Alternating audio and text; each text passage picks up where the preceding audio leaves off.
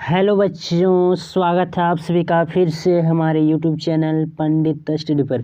बच्चों, आज के इस वीडियो में मैं आप सभी को क्लास 9th का मॉडल सेट नंबर 1 टर्म 1 का करवाने वाला हूं, जो एग्ज़ाम में पूछे जाने की 100% चांसेस होंगे बच्चों, जो आपका एग्ज़ाम आगामी आने वाला 5 मई को होने वाला है। बच्चों, कोई भी मॉडल सेट किसी भी एग्ज़ाम में काफ़ी महत्वपूर्ण भूमिका अदा करते हैं। मतलब मॉडल सेट से प्रश्न पूछने की चांसेस बहुत ज़्यादा होते हैं। ठीक है, तो बच्चों, आप लोग एग्ज़ाम में जाने से पहले इन सारे प्रश्नों को एक बार बिल्कुल ही अच्छे तरीके से तैयारी अवश्य ही कर लीजिएगा। ठीक है, तो चलिए बच्चों, हम लोग आज के इस वीडियो में क्लास 9th साइंस का मॉडल सेट नंबर 1 टर्म 1 का करवाने वाला हूँ। ठीक है, जिसमें से कुल 40 अंक होंगे, जिसमें आपको समय मिलेंगे बच्चों 1.5 घंटे का। ठीक है, सब्जेक्ट कौन सा है? विज्ञान, सेट नंबर 1। ठीक है, अब बच्चों चलिए शुरुआत करते हैं। सबसे पहला प्रश्न है बच्चों, देखिएगा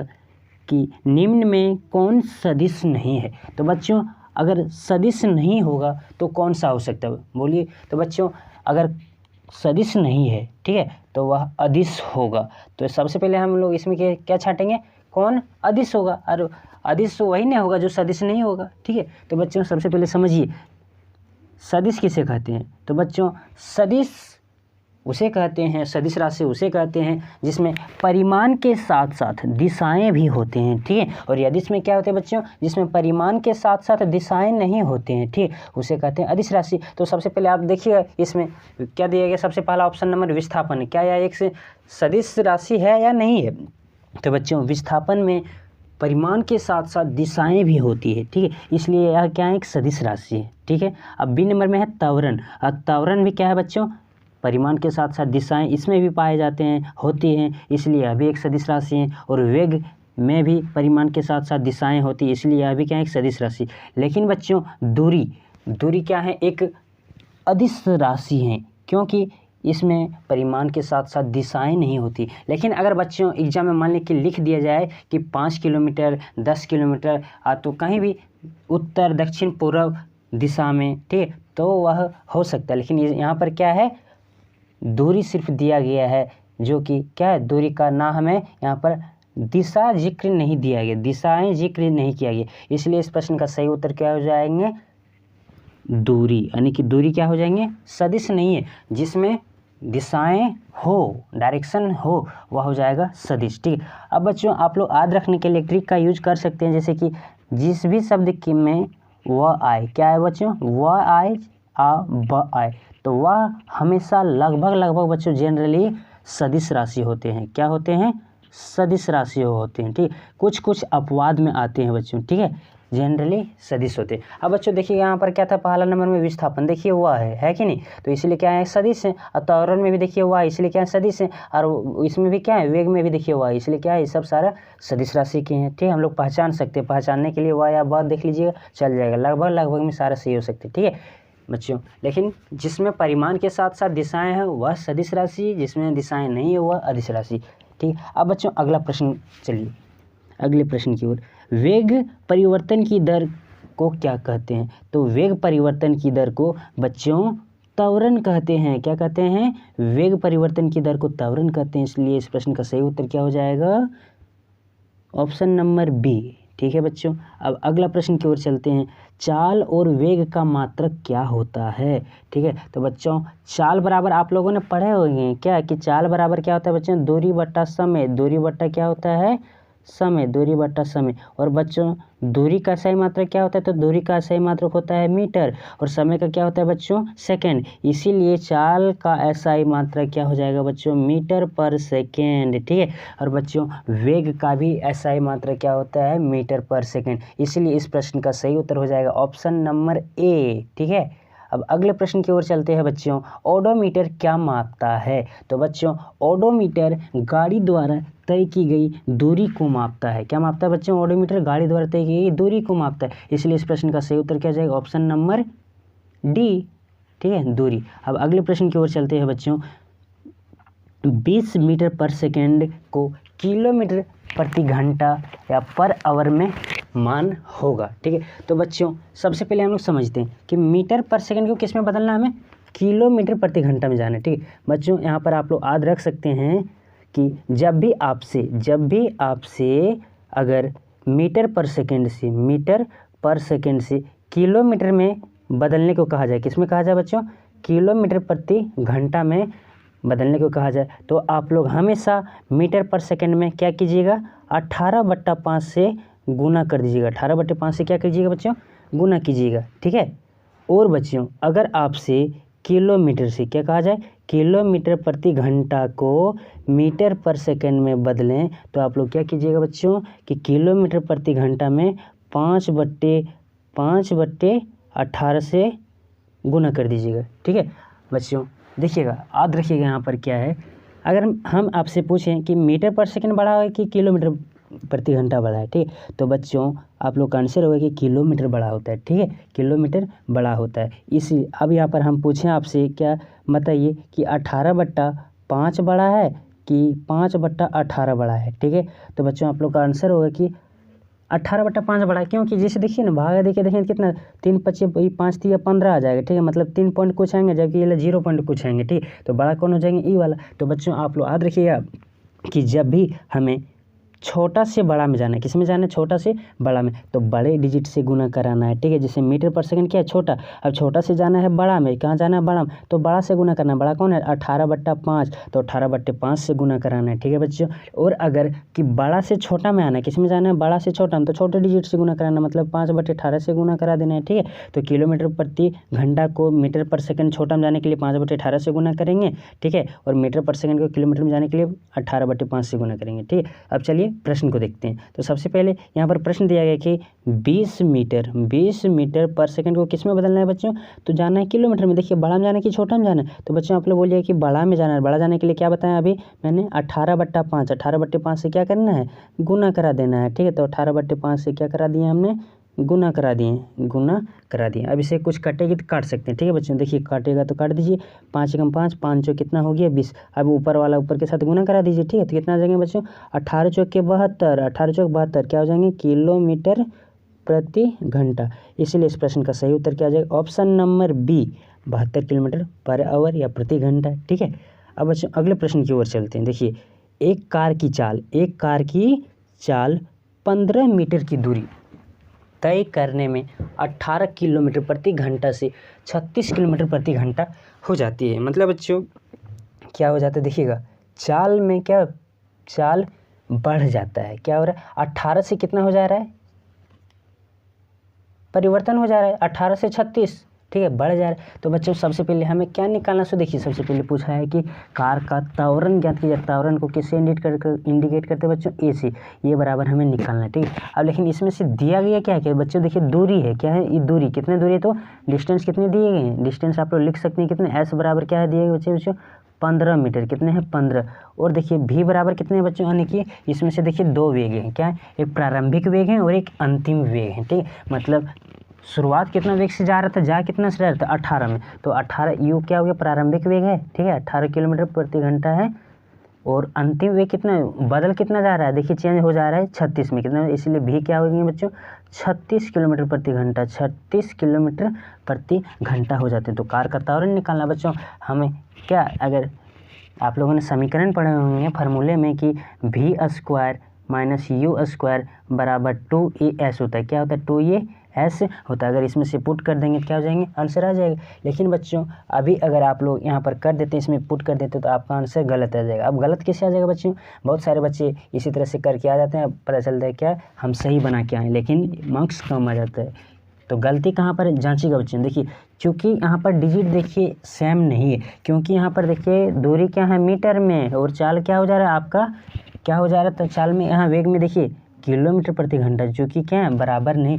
तो सबसे पहले क्या कीजिए, इसे एक जाति में, एक फैक्टर में क्या करेंगे, पहले कन्वर्ट करेंगे, बदलेंगे, चेंज करेंगे। ठीक, तो सबसे पहले हमें क्या करना पड़ेगा, देखिएगा तो किस में क्या करें, अगर दूरी को मीटर में है, इसे हम किलोमीटर में भी चेंज कर सकते हैं, ठीक है, ताकि बराबर हो जाए। लेकिन बच्चों यहाँ पर हमसे कहा गया क्या, देखिएगा त्वरण का सही मात्रा क्या होता है, वैसे मीटर पर सेकंड होता है, ठीक है। तो त्वरण ने निकालना तो मीटर पर सेकंड, देखिए यहाँ पर सब मीटर पर सेकंड में, इसीलिए किलोमीटर प्रति घंटा को ही किस में लाना होगा, मीटर पर सेकंड में, तब मैच हो जाएगा, ठीक है। तो चलिए बच्चों हम लोग सबसे पहले कन्वर्ट करते हैं, ठीक है। तो सबसे पहले प्रारंभिक वेग u बराबर कितना दिया गया था, u बराबर दिया गया है बच्चों, u बराबर है कितना 18 किलोमीटर, 18 किलोमीटर प्रति घंटा। और इसे क्या करना पड़ेगा, चेंज करना पड़ेगा किसमें, मीटर पर सेकंड में। अब देखिए छोटा में आ रहा है तो छोटा से गुना करेंगे, किसमें, छोटा से। और छोटा से गुना करने के लिए क्या करेंगे बच्चों, 5/18 से क्या कर देंगे, गुना करेंगे, 18 काट दिए, कितना बचेगा बच्चों 5। अब ये 5 क्या आ गया, मीटर पर सेकंड, मीटर पर सेकंड। सेम इसी प्रकार से अंतिम वेग जो चेंज हो जा रहा है इसमें 36 किलोमीटर प्रति घंटा, तो 36 किलोमीटर प्रति घंटा को किस में लाना होगा बच्चों, मीटर पर सेकंड में। तो मीटर पर सेकंड में जाने के लिए क्या करेंगे, छोटा मार, तो यहाँ भी क्या करेंगे, 36 में भी 5/18 से क्या करेंगे, गुना करेंगे, ठीक है। अब बच्चों देखिएगा 18 × 18, 18 दूनी कितना हो जाता है 36। अब बताओ 5 दूनी कितना हो गया यहाँ पर 10 मीटर पर सेकंड, 10 मीटर पर सेकंड। अब बच्चों देखिए सब मीटर में आ गया, दूरी किस में है, यानी कि s बराबर कितना दिया गया है 15 मीटर, ठीक है। और u बराबर कितना हो गया 5 मीटर पर सेकंड, v बराबर कितना हो गया 10 मीटर पर सेकंड, ठीक है। अब हमें निकालना है ए निकालना है, क्या निकालना है बच्चों, ए। अब ए निकालने का इसमें से क्या रिलेशन बनता है, एस यू भी में क्या रिलेशन बना सकते हैं बच्चों, आप लोगों ने पढ़े होंगे क्या, v² - u² वाला फार्मूले, तो इसमें पुट कर देंगे, आंसर आपका आ जाएगा, ठीक है। तो चलिए पुट करते हैं, ठीक है। तो बच्चों देखिएगा सबसे पहले क्या v², तो v² में -u² बराबर 2as। अब बच्चों v² है तो v² का वैल्यू कितना आया था, v का मान कितना आया था, कितना आया है 10। अब 10 का यहाँ पर स्क्वायर करेंगे कितना आ जाएगा बच्चों 100, और u का प्रारंभिक भी कितना आया था 5, तो 5 का स्क्वायर करेंगे कितना आ जाएगा 5, ठीक है, यानी कि 25 हो जाएगा। अब बच्चों 2 है इंटू a है, उसके बाद s का कितना दिया गया था, देखिए ऐसे दूरी कितना है 15, तो यहाँ कितना लिख देंगे 15। अब बच्चों इसे सॉल्व कर देना, 100 में 25 जाएगा, कितना बचेगा बच्चों 75।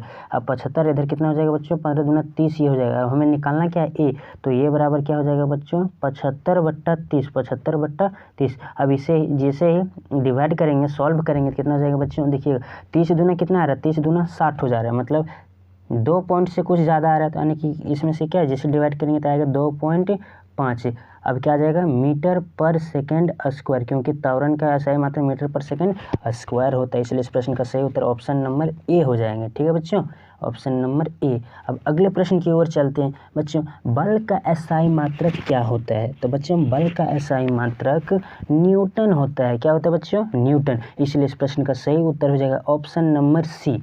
अब बच्चों अगले प्रश्न की ओर चलते हैं, 1 न्यूटन किसके बराबर होता है, 1 न्यूटन किसके बराबर होता है, तो बच्चों इसके पहले मैं आप लोगों को बताना चाहता हूँ कि बल का एसआई मात्रक क्या होता है बच्चों, तो बल का एसआई मात्रक तो ही होता है न्यूटन। तो सबसे पहले आप लोग समझिए कि फोर्स यानी कि क्या होता है बल का m × a, मतलब जब द्रव्यमान कितना होता है 1 kg, द्रव्यमान कितना होता है 1 kg, ठीक है। और त्वरण का एसआई मात्रक हम लोग क्या पढ़े, मीटर पर सेकंड स्क्वायर, मीटर पर सेकंड स्क्वायर। तो क्या बन गया, बल का एसआई मात्रक यानी कि न्यूटन का ही है, क्या है 1 kg मीटर पर सेकंड स्क्वायर। तो इस प्रश्न का सही उत्तर क्या हो जाएगा ऑप्शन नंबर ए, ठीक है। अब बच्चों अगले प्रश्न की ओर चलते हैं, देखिए 3 पिंड है, क्या है 3 पिंड, कौन कौन से हैं, तो ए बी सी, देखिएगा ए बी सी हैं, एक ये हैं, और ये का मास कितना है बच्चों 5 kg है, ठीक है। और बी है तो बी का मास कितना, द्रव्यमान कितना दिया गया 2 kg है, ठीक है। और एक सी है तो सी के मान क्रम से कितने, तो यहाँ पर 10 kg, ठीक। तो हमसे पूछा गया है कि जड़त्व सबसे कम किसका है, तो बच्चों आप लोग याद रखिएगा कि जड़त्व जिसका द्रव्यमान ज़्यादा होगा, द्रव्यमान ज़्यादा होगा उसका जड़त्व भी क्या होता है बच्चों ज़्यादा होता है, ठीक है। यानी कि कहें तो क्या सिंपल सा भाषा में बच्चों जड़त्व हमेशा द्रव्यमान के समानुपाती होता है, क्या होता है द्रव्यमान के समानुपाती, द्रव्यमान के समानुपाती होता है, ठीक। तो बच्चों हमसे यहाँ पर पूछा क्या गया कम, तो जिसका द्रव्यमान कम है उसका जड़त्व क्या होगा बच्चों कम। तो इसमें से देखिए किसका द्रव्यमान कम है, तो ऑप्शन नंबर क्या है यानी कि बी का, क्या आ जाएगा यहाँ पर देखिए बी का जो से 2 kg, मतलब सबसे द्रव्यमान कम किसका बी का, ठीक है। इसलिए इस प्रश्न का सही उत्तर क्या हो जाएगा बच्चों ऑप्शन नंबर बी का, यानी बी का जड़त्व क्या होगा कम होगा, ठीक है। अब अगले प्रश्न की ओर चलते हैं बच्चों, 1 kg द्रव्यमान पर, 1 kg द्रव्यमान मतलब बच्चों देखिएगा मास कितना दिया गया है, मास कितना है 1 kg, मास है बच्चों 1 kg, ठीक है। और बल कितना लगा रहे हैं, 1 न्यूटन का। फोर्स कितना दे रहे हैं बच्चों, 1 न्यूटन का बल लगाते हैं, ठीक। लगाने पर त्वरण कितना उत्पन्न होगा, त्वरण तो ए बराबर क्या है, एक्सीलरेशन बराबर वाट। और बच्चों आप लोगों ने पढ़े होंगे क्या कि फोर्स बराबर होता है m × a, ठीक है बच्चों। अब हमें निकालना क्या है, a, तो a बराबर क्या होगा, इसीलिए a बराबर हो जाएगा F/m, F/m। अब F का वैल्यू कितना है बच्चों, 1 दिया गया, देखिए 1 न्यूटन, ठीक है। और m का कितना है 1। अब बच्चों इसे सॉल्व करेंगे कितना आ जाएगा, 1 आ जाएंगे, ठीक। इसीलिए इस प्रश्न का सही उत्तर क्या हो जाएगा बच्चों, एक हम पूछा हम एक्सीलरेशन, इसका मात्रा क्या होता है मीटर पर सेकंड, इसलिए 1 मीटर पर सेकंड इस प्रश्न का सही उत्तर हो जाएगा, ठीक है। Option number A. अब बच्चों अगले प्रश्न की ओर चलते हैं। देखिए न्यूटन की गति के पहले नियम से मिलता है। तो बच्चों न्यूटन की गति के पहला नियम क्या कहता है, अगर कोई भी वस्तु गतिशील अवस्था में तो उसी अवस्था में गतिशील रहना चाहता है, और अगर कोई विराम में तो विरामावस्था में ही बना रहना चाहता है, जब तक कि उस पर कोई बाह्य बल कार्य ना करे, बाह्य बल बाहर से बल ना आरोपित हो तब तक, ठीक है। तो न्यूटन की गति के पहले नियम से जड़त्व की परिभाषा मिलता है, ठीक। इसलिए इस प्रश्न का सही उत्तर हो जाएगा जड़त्व की परिभाषा। अब अगला प्रश्न है बच्चों, न्यूटन गति के कौन से नियम से बल मापने का सूत्र मिलता है। अगर बच्चों इसके जगह पर पूछ लेता कि न्यूटन गति के कौन से नियम से बल का व्यंजक प्राप्त होता है, तो अभी इस प्रश्न का सही उत्तर क्या होगा, दूसरे नियम से, न्यूटन के दूसरे गति नियम से क्या होता है, बल का व्यंजक या बल मापने का सूत्र प्राप्त होता है। बल बराबर क्या निकालता है बच्चों, m × a, ठीक है। अब बच्चों अगले प्रश्न की ओर चलते हैं। g का मान होता है, तो बच्चों g का मान सामान्यतः 9.8 होता है। अब बच्चों इसमें से आप लोगों को कन्फ्यूजन कर सकता है कि न्यूटन लेकिन मीटर पर सेकंड, तो g का मान हमेशा क्या होता है बच्चों, मीटर पर सेकंड में नापते हैं, ठीक है। इसलिए 9.8 मीटर पर सेकंड स्क्वायर होगा। अब बच्चों अगले प्रश्न की ओर चलते हैं। 60 kg क्या है बच्चों, देखिएगा ध्यान से, 60 kg द्रव्यमान के किसी मनुष्य का चंद्रमा पर भार क्या होगा। तो बच्चों क्या पूछा है, भार ने पूछा है, तो भार चंद्रमा पर कितना होगा। तो बच्चों चंद्रमा पर भार वस्तु का पृथ्वी की तुलना में वहाँ पर कितना हो जाता है, चंद्रमा पर 1/6 भाग होते हैं, ठीक है। लेकिन हमें यहाँ पर दिया क्या गया, द्रव्यमान। बच्चों द्रव्यमान कभी भी घटता बढ़ता नहीं है, ठीक है। क्यों ना हम अंतरिक्ष में, आकाश में, कहीं भी चंद्रमा पर चले जाएं, द्रव्यमान कभी भी घटेगा बढ़ेगा नहीं। क्या घटता बढ़ता है, तो बच्चों सिर्फ भार क्या हो जाता है बच्चों, भार में कमी आ जाती है, ठीक है। तो बच्चों सबसे पहले हमें क्या यहाँ पर दिया गया है, मास है। मास कितने है बच्चों, 60 kg है। अब 60 kg को सबसे पहले हमको किस में लाना पड़ेगा, भार में, तो ही नहीं हम बता सकते हैं कि भार चंद्रमा पर कितना होगा। अगर पृथ्वी पर भार जानेंगे तब हम बता सकते हैं चंद्रमा पर पृथ्वी की तुलना में कितना होगा, 1/6। तो बच्चों भार बराबर कैसे निकालते हैं, वेट कैसे निकालते हैं, तो हमेशा m × g, मतलब मास में अगर g से गुना करा देते हैं तो क्या हो जाता है, वेट। तो बच्चों मास कितना है, 60। अब g का वैल्यू कितना ले, तो 9.8। लेकिन बच्चों यहाँ पर यूज करना हमें कितना, 10 दिया गया, तो 10 का ही यूज करना है, ठीक है। नहीं बोलता तो 9.8 का यूज करते हैं। तो बच्चों 6 दें कितना हो गया, यहाँ पर देखिए 6 दें 60 और 1 0 यहाँ कितना 600 आ गया। अब 600 क्या आ गया बच्चों, यहाँ पर न्यूटन, 600 न्यूटन वेट हो गया इतना। अब बच्चों पूछा गया चंद्रमा पर भार कितना होगा, तो बच्चों पृथ्वी पर समझिए 600 न्यूटन है, तो चंद्रमा पर 1/6 होगा जाएगा, तो इसलिए कितना हो जाएगा, 600 का 1/6 भाग कितना आएगा बच्चों, काटिए इसको, 6 1 कम 6, 2 0 आ जाएगा, मतलब कितना आ जाएगा बच्चों, 100 न्यूटन। कितना आ रहा है, 100 न्यूटन। इसीलिए इस प्रश्न का सही उत्तर हो जाएगा ऑप्शन नंबर सी। क्या हो जाएगा बच्चों, ऑप्शन नंबर सी।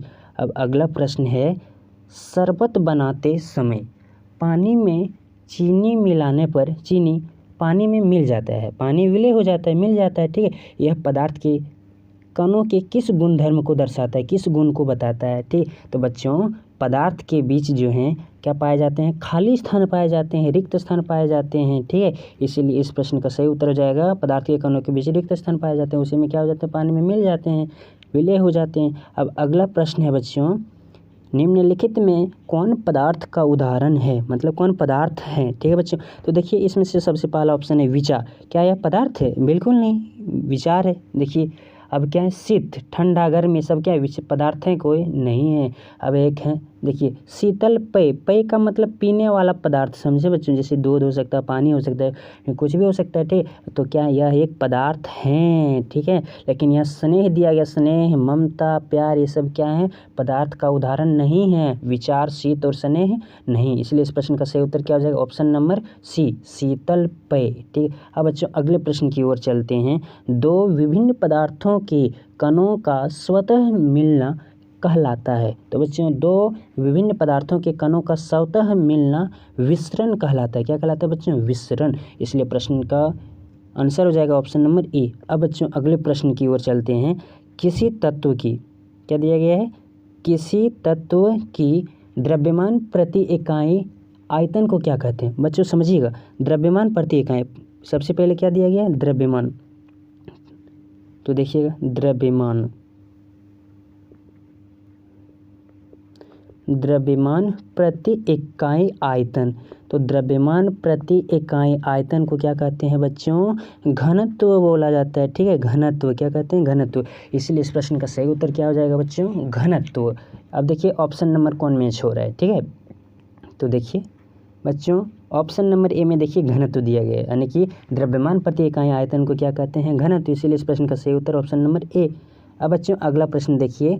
2 ग्राम हाइड्रोजन, कितना दिया गया बच्चों, 2 ग्राम हाइड्रोजन 16 ग्राम ऑक्सीजन के साथ मिल करके या अभिक्रिया करके 18 ग्राम जल का निर्माण करता है, ठीक है। यह किस नियम को दर्शाता है, किस नियम को प्रदर्शित करता है। अब बच्चों देखिएगा इधर द्रव्यमान कितना है, मतलब मास कितना हो रहा है यहाँ पर, देखिए 2 ग्राम है हाइड्रोजन वाला, कितना है बच्चों, 2 ग्राम है हाइड्रोजन का और 16 ग्राम ऑक्सीजन का, मतलब कुल भार कितना हो रहा है यहाँ पर देखिए 18। और जबकि इधर भी कितना जल का जो निर्माण हो रहा है, कितना वेट हो रहा है यहाँ पर भी, कितने 18, मतलब दोनों तरफ इक्वल मास है कि नहीं। तो यह किस है, द्रव्यमान संरक्षण का नियम है। मतलब द्रव्यमान की ना तो उत्पत्ति हुआ है ना तो विनाश हुआ, मतलब घटा बढ़ा नहीं है, इसलिए द्रव्यमान संरक्षण का नियम है, ठीक है। ऑप्शन नंबर ए हो जाएगा इस प्रश्न का सही उत्तर। अब बच्चों अगले प्रश्न की ओर देखिए। जल में हाइड्रोजन एवं ऑक्सीजन की द्रव्यमान का अनुपात सदैव 1.8 होता है। यह किस नियम को दर्शाता है। तो बच्चों हमेशा यह स्थिर अनुपात के नियम को बताता है। स्थिर अनुपात का नियम का मतलब क्या था बच्चों, जितना है उसी अनुपात में रहेगा, ना घटेगा बढ़ेगा। अगर जल के 2 मोल हो जाएंगे तो अगर 2 मोल हो जाएंगे तो कितने हो जाएंगे बच्चों, जैसे मान लीजिए कि H2O है, कितना, अभी समझिएगा H2O का अनुपात कितना दिया, 1:8। अगर मान लेते हैं क्या हो गया 2 H2O, तो इसका अनुपात कितने हो जाएंगे बच्चों, हाइड्रोजन कितने 2, ठीक है। और इसका द्रव्यमान कितने हो जाएंगे, तो 2:16। अब इसे काटेंगे तो बच्चों 2 एकम 2 और 8 कितना 2×16, मतलब हमेशा कितने आएंगे 1:8 में ही, कितना भी मोल क्यों ना आ जाए हमेशा 1:8 में ही आएंगे। यह क्या बताता है, स्थिर अनुपात का नियम, घटेगा बढ़ेगा नहीं, ठीक है। उसे फिर सिंपलेस्ट फॉर्म में लिखेंगे काट के तो हमेशा 1.8 आएगा, ठीक है, 8। इसलिए ऑप्शन नंबर बी हो जाएगा सही आंसर। अब बच्चों अगले प्रश्न की ओर चलते हैं। परमाणु त्रिज्या को किस मात्रक में मापते हैं या नापते हैं, ठीक है। तो बच्चों परमाणु त्रिज्या को हमेशा नैनोमीटर में मापते हैं, ठीक है। किस में मापते हैं, तो नैनोमीटर में। इसलिए इस प्रश्न का सही उत्तर हो जाएगा ऑप्शन नंबर ए। अब बच्चों अगला प्रश्न है। परमाणु द्रव्यमान को किस इकाई में मापते हैं। परमाणु द्रव्यमान को किस इकाई में मापते हैं, यहाँ पर दिया क्या, नापते हैं, किस इकाई में नापते हैं, कोई दिक्कत नहीं, नापते हैं या मापते हैं एक ही चीज़ है, ठीक। तो किस में मापते हैं बच्चों, परमाणु द्रव्यमान को हमेशा यूनिट में, किससे दर्शाते हैं बच्चों, इससे यूनिट से मापते हैं। किसी भी चीज़ का अगर द्रव्यमान निकाल रहे परमाणु द्रव्यमान तो क्या लास्ट में क्या लिख देते हैं, यूनिट, ठीक है। इसलिए इस प्रश्न का सही उत्तर है ऑप्शन नंबर डी। अब अगले प्रश्न की ओर चलते हैं बच्चों। देखिएगा दिया गया है किसी पदार्थ का सूक्ष्मतम कण जो स्वतंत्र रूप में रह सकता है क्या कहलाता है। तो बच्चों पदार्थ का सूक्ष्मतम कण जो स्वतंत्र अवस्था में रह सकता है वह अणु कहलाता है। क्या कहलाता है बच्चों, अणु। इसलिए इस प्रश्न का सही आंसर हो जाएगा ऑप्शन नंबर बी, अणु, ठीक है। अब बच्चों अगले प्रश्न की ओर चलते हैं। देखिएगा कि जल की परमाणुकता कितनी होती है। परमाणुकता का मतलब बच्चों उसमें से कितने एटम के कितने परमाणु जुड़े गए हुए हैं, ठीक है। तो देखिएगा सबसे पहले क्या है, जल। तो जल में देखिए कितने परमाणु जुड़े गए हैं। तो बच्चों देखिए इसमें से हाइड्रोजन के 2 हैं, हाइड्रोजन के 2 और ऑक्सीजन के कितने 1। अब दोनों मिला करके देखिए कितने परमाणु जुड़े हुए हैं इसमें से, तो टोटल मिला करके 3। इसीलिए इस प्रश्न का सही आंसर हो जाएगा ऑप्शन नंबर सी, ठीक है। परमाणुकता का मतलब ये किसी भी यौगिक में कितने परमाणु जुड़े हुए हैं, देखिए, तो इसलिए इस प्रश्न का क्या हो जाएगा ऑप्शन नंबर सी। अब बच्चों अगले प्रश्न की ओर देखिएगा, निम्नलिखित में से किस यौगिक की परमाणुकता 5 है? तो बच्चों जिसमें 5 एटम होंगे वही क्या हो जाएंगे, परमाणुकता उसकी 5। अब देखिए सबसे पहले अमोनिया, तो अमोनिया का रासायनिक सूत्र क्या आता है वैसे, NH3। अब बच्चों देखिए हाइड्रोजन कितने हैं यहाँ पर 3 और नाइट्रोजन कितने हैं 1, मतलब 3 और 1 कितने हो गए 4, या 5 है नहीं, इसलिए यह प्रश्न क्या हो, अमोनिया नहीं होंगे। अब देखिए कार्बन डाइऑक्साइड का क्या होता है CO2। अब इसमें से देखिए कितने O2 कितने, ऑक्सीजन 2 और कार्बन 1, मतलब कितना आ रहा है 3, तो यहाँ भी 5 नहीं आ रहा, मतलब ये भी नहीं होंगे। अब बच्चों कैल्शियम कार्बोनेट, कैल्शियम कार्बोनेट का क्या होता है CaCO3, CaO क्या होता है बच्चों, सॉरी CaO कैल्शियम, सॉरी बच्चों देखिएगा यहाँ पर थोड़ा सा क्या दिया गया है, कैल्शियम कार्बोनेट, कैल्शियम कार्बोनेट। अब कैल्शियम कार्बोनेट का रासायनिक सूत्र क्या होता है बच्चों, CaCO3। अब बच्चों यहाँ पर गिन के देखिए कितने ऑक्सीजन कितने हैं 3 और एक कार्बन कितने 1, 3 और 1 4, और यहाँ पर कितने 1 मतलब 5, तो इसमें क्या 5 आ रहे हैं, मतलब 5 एटम जुड़े हुए हैं, इसलिए क्या हो जाएंगे इसमें से कितने 5, इसलिए इसकी परमाणुकता कितनी है 5। अब जल का अगर बात करें तो जल का अभी देखेंगे कितना है 3, इसलिए ये सब नहीं होंगे और कौन हो जाएंगे बच्चों, ऑप्शन नंबर सी, ठीक, कैल्शियम कार्बोनेट इस प्रश्न का सही उत्तर हो जाएंगे। ठीक है, अब बच्चों चलते हैं अगले प्रश्न की ओर। कैल्शियम हाइड्रोक्साइड का सूत्र होता है, तो बच्चों कैल्शियम हाइड्रोक्साइड का रासायनिक सूत्र होता है CaOH का होल 2, CaOH का होल 2।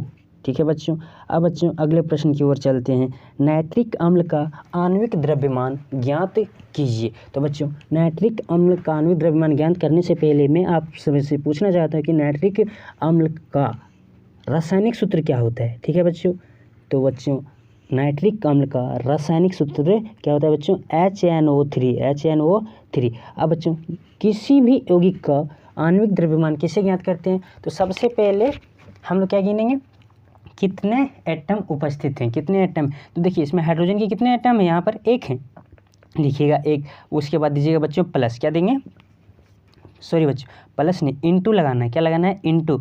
अब उसके बाद दे देना है हाइड्रोजन का द्रव्यमान, हाइड्रोजन का द्रव्यमान कितना 1। ठीक है, अब बच्चों दीजिएगा फिर यहाँ पर प्लस, अब दीजिएगा नाइट्रोजन, तो नाइट्रोजन के कितने परमाणु हैं यहाँ पर देखिए 1। ठीक है 1 है। अब नाइट्रोजन का द्रव्यमान कितने होते हैं बच्चों, नाइट्रोजन का होता है 14, कितना होगा 14। ठीक है, तो यहाँ लिखेंगे 14, फिर देंगे बच्चों प्लस। अब प्लस देने के बाद देखिए ऑक्सीजन कितने हैं बच्चों, तो यहाँ ऑक्सीजन है 3। ठीक है, तो 3 दीजिएगा, और ऑक्सीजन का द्रव्यमान कितने होते हैं बच्चों, तो ऑक्सीजन का द्रव्यमान हो जाता है कितना, ऑक्सीजन का परमाणु संख्या कितना होता है 8, तो इसका द्रव्यमान कितना हो जाता है बच्चों 16 होता है, कितना होता है 16। अब इसे सॉल्व कर देना है। ठीक है, तो देखिए बच्चों 1 एकम 1 कितना हो जाएगा 1। ठीक है, और कितना हो गया 14 एकम 14, 14 एकम कितना हो गया बच्चों 14, और इसे सॉल्व करेंगे कितना हो जाएगा 16 48। अब बच्चों देखिए इसे सॉल्व कीजिए, तो 14 और 1 कितना हो गया 15, और 48 को जोड़ेंगे कितना आ जाएगा बच्चों 63, कितना आ जाएगा 63। इसीलिए इस प्रश्न का सही उत्तर कौन हो जाएगा बच्चों, देखिए 63 किस में से, ऑप्शन नंबर ए। ठीक है, ऑप्शन नंबर ए। अब बच्चों अगला प्रश्न है, कोशिका की खोज किसने की है। तो बच्चों आप लोगों ने 8वां क्लास में भी आप लोग पढ़ चुके हैं कि कोशिका की खोज रॉबर्ट हुक ने 1665 में किए थे। ठीक, इसलिए इस प्रश्न का सही उत्तर हो जाएगा रॉबर्ट हुक।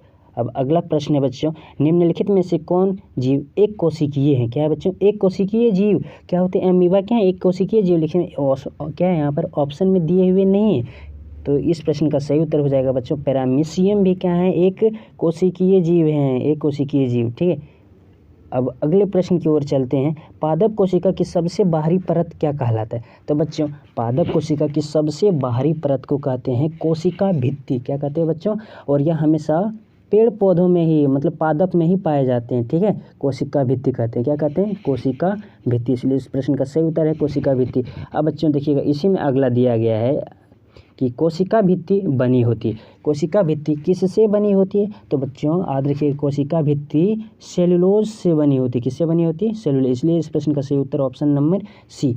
अब बच्चों अगले प्रश्न की ओर चलते हैं, देखिएगा कोशिका झिल्ली का कोशिका के बाहर से अपने भोजन तथा अन्य पदार्थों के ग्रहण करने की प्रक्रिया को क्या कहते हैं। तो इस प्रक्रिया को एंडोसाइटोसिस प्रक्रिया कहते हैं, क्या कहते हैं बच्चों एंडोसाइटोसिस प्रक्रिया कहते हैं। ठीक है, अब बच्चों इसमें होता है क्या देखिएगा, मान लेते ये इस तरह से क्या है, देखिए कोशिका यहाँ पर ठीक है, और एक भोजन यहाँ पर क्या है यहाँ पर है। ठीक है, तो यह क्या करते हैं, यह अपने आकार को बदलते रहते हैं और अपने आकार को बदल करके क्या करते हैं, इस भोजन के टुकड़े को कहाँ ले आते हैं, अंदर ले आते हैं। ठीक है, तो यह कौन प्रक्रिया द्वारा लाते हैं बच्चों, एंडोसाइटोसिस प्रक्रिया। अमीबा भी अपना भोजन कैसे प्राप्त करते हैं, तो एंडोसाइटोसिस प्रक्रिया द्वारा ही प्राप्त करते हैं। ठीक है, इसलिए इस प्रश्न का सही उत्तर होगा ऑप्शन नंबर बी, एंडोसाइटोसिस प्रक्रिया। अब बच्चों अगला प्रश्न है, कोशिका में अनुवांशिक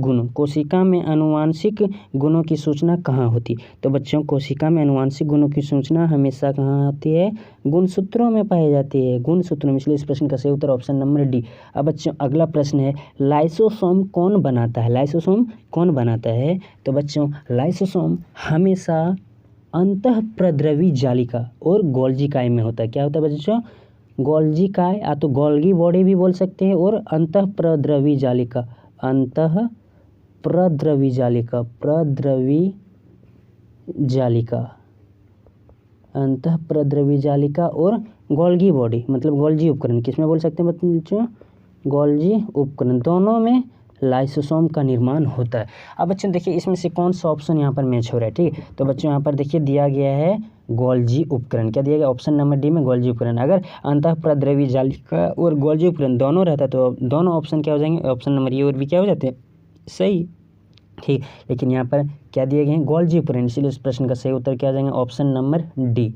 अब बच्चों अगले प्रश्न की ओर चलते हैं। दिया गया है, किसी विशेष कार्य को करने के लिए कोशिका एक विशेष समूह बनाती है। क्या बनाती है, विशेष समूह बनाती है। इस समूह को क्या कहते हैं, तो बच्चों क्या कहते हैं, समझिए कि हमारे शरीर में बहुत सारे छोटे छोटे क्या पाए जाते हैं, कोशिकाएं पाए जाते हैं, यानी कि बहुत सारी अनंत कोशिकाएं पाई जाती है। ठीक है, उसमें से कोशिकाएं मिल करके क्या बनाते हैं, जुड़ करके उत्तक का निर्माण करते हैं। क्या बनाते हैं, समूह को क्या कहते हैं, उत्तक कहते हैं। इसलिए इस प्रश्न का सही उत्तर हो जाएंगे ऑप्शन नंबर सी। अब बच्चों अगले प्रश्न की ओर चलते हैं। तना के शीर्षस्थ भाग में कौन उत्तक पाए जाते हैं, मतलब बच्चों तना के सबसे ऊपरी भाग में कौन सा उत्तक पाए जाते हैं, तो विभज्योतक उत्तक पाए जाते हैं। क्या पाए जाते हैं, विभज्योतक उत्तक। इसलिए इस प्रश्न का सही उत्तर हो जाएंगे ऑप्शन नंबर ए। ठीक है, इसी के कारण पेड़ पौधों की होते हैं बच्चों, लंबाई भर बढ़ते रहते हैं। ठीक है, अब बच्चों यहाँ पर देखिएगा ऑप्शन नंबर डी में भी क्या दे दिया है, विभज्योतक उत्तक है। ठीक है, आप कंफ्यूजन कर सकते हैं, नहीं बच्चों इसमें से क्या होगा, दोनों चीज़ एक ही है, गलती से छप गया होगा। ठीक है बच्चों, इसलिए दोनों सही है। ठीक है बच्चों, अब बच्चों अगले प्रश्न की ओर चलते हैं। देखिएगा दिया गया है, पौधों में पत्तियों द्वारा बने हुए भोजन का संवहन पौधे के किस भागों में कौन उत्तक करता है। ठीक, तो बच्चों याद रखिएगा आप लोग, पौधों में हमेशा क्या चीज़ आता है बच्चों, दो चीज़ आप लोग याद रखिएगा, जाइलम और फ्लोएम। क्या याद रखिएगा बच्चों, जाइलम और फ्लोएम। तो जाइलम क्या करता है बच्चों, जाइलम समझिएगा थोड़ा सा, यहाँ पर देखिएगा जाइलम और जाइलम क्या करते हैं बच्चों, ज से याद रखिएगा जल, देखिएगा तो जड़, तो जड़ से क्या करते हैं बच्चों, जल को जाइलम जड़ से क्या करते हैं, पौधे के विभिन्न भागों तक जल को क्या कर देते हैं, पहुंचा देते हैं। क्या करते हैं, पहुंचाते हैं। जाइलम जड़ से जल को पौधे के विभिन्न भागों तक पहुंचा देते हैं। और फ्लोएम क्या करते हैं बच्चों, फ्लोएम का, अब देखिए फ्लोएम से आप लोग याद रखिएगा, फ्लोएम फॉर क्या हो जाएगा यहाँ पर, फल। अब ये क्या होता है, फल का निर्माण कहाँ होता है, अधिकतर पत्तियों में। ठीक है, पत्तियों में, तो पेड़ पौधों में निर्मित फल को कौन पहुँचाते हैं, विभिन्न भागों तक, तो हो जाएगा इस प्रश्न का आंसर क्या हो जाएंगे, फ्लोएम। मतलब पत्तियों में निर्मित, देखिएगा पत्तियों द्वारा बने हुए भोजन का संवहन पौधे के विभिन्न भागों तक फ्लोएम करते हैं। कौन करते हैं, फ्लोएम। और जल का संवहन कौन करते हैं, तो जाइलम। ठीक है, इसलिए यहाँ पर हमसे पूछा गया कौन करते हैं, बिना, देखो बने हुए भोजन का संवहन कौन करते हैं, तो भोजन का बात है, यानी कि भोजन कौन होगी, फ्लोएम करते हैं। क्या करते हैं, फ्लोएम। इसलिए इस प्रश्न का सही उत्तर हो जाएंगे ऑप्शन नंबर बी। अब बच्चों अगले प्रश्न की ओर चलते हैं। अस्थि एवं मांसपेशी को जोड़ने वाली रचना है, तो अस्थि। अब बच्चों अस्थि और मांसपेशी समझिएगा, अस्थि क्या है, अस्थि और मांसपेशी को जोड़ने वाली रचना को कहते हैं बच्चों टेंडन। क्या कहा जाता है बच्चों, टेंडन। अगर टेंडन ऑप्शन में ना रहता है बच्चों तो इसे क्या कहा जाता है, कंडरा। क्या कहते हैं बच्चों, कंडरा भी कहा जाता है। ठीक है, मतलब जब अस्थि को मांसपेशी से जोड़ने वाली रचना को क्या कहते हैं, टेंडन या तो कंडरा। ठीक है, लेकिन इसी का उल्टा पूछ लिया जाता है बच्चों एग्जाम में कभी कभी। क्या पूछ लिया जाता है कि अस्थि को अस्थि से कौन जोड़ता है, अस्थि को अस्थि से कौन जोड़ता है। तो बच्चों अस्थि को अस्थि से आप लोग याद रखिएगा लिगामेंट जोड़ता है। कौन जोड़ता है बच्चों, लिगामेंट, लिगामेंट, जिसे स्नायु भी कहते हैं। क्या कहते हैं बच्चों, स्नायु। ठीक है, स्नायु। बच्चों आप लोग याद रखिएगा ये सब सारे प्रश्न बहुत ही महत्वपूर्ण हैं और आपके आने वाले 5 तारीख से जो 5 मई से एग्ज़ाम स्टार्ट होने वाले हैं उसमें ये सारे प्रश्न देखने को मिल सकते हैं। ठीक है, तो बच्चों अब देखिए अगले प्रश्न क्या है, नारियल के रेशे में कौन सा ऊतक पाया जाता है, नारियल के रेशे में कौन सा ऊतक पाया जाता है। तो बच्चों नारियल के रेशे में स्क्लेरेन कायमा पाया जाता है। क्या पाए जाते हैं, स्क्लेरेन कायमा। इसलिए इस प्रश्न का सही उत्तर हो जाएगा option number C, option number C. ठीक है, अब बच्चों अगले प्रश्न की ओर देखिए, अस्थि एक ऊतक है, अस्थि क्या है, एक ऊतक। कौन सा ऊतक, तो संयोजी ऊतक है, तंत्रिका ऊतक है, एपिथेलियम है कि पेशीय है। तो बच्चों अस्थि एक संयोजी ऊतक है, अस्थि क्या है, एक संयोजी ऊतक है। इसलिए इस प्रश्न का सही उत्तर क्या हो जाएगा, ऑप्शन नंबर ए। बच्चों आज की इस वीडियो में इतना ही। अगर यह वीडियो आप लोगों को ज़रा से भी हेल्पफुल लगी तो हमारे इस चैनल को लाइक, शेयर, कमेंट और सब्सक्राइब करें ताकि मैं इस तरह की वीडियो आप सभी के बीच में लाता रहूं। धन्यवाद।